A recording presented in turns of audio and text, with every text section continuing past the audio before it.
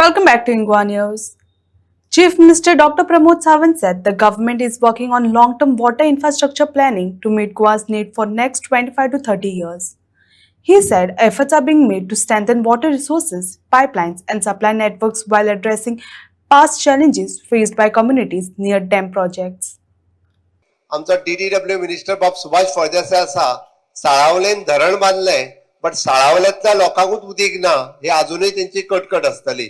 या 5-6 वर्सांक त्या साळावल्यातल्या लोकांचो उदकाचो आसतलो किंवा विस्थापित लोकांच्या जागेचो आसतलो हो प्रश्न सुटावो माझ्या सरकारात केला. म्हाका प्राऊड फील जाता आणि म्हणून ताका लागून अशा पद्धतीचे सगळे विषय सुटावे करपा खातीर आमचे सरकार जायते पैसे हे खर्च करीत आसा.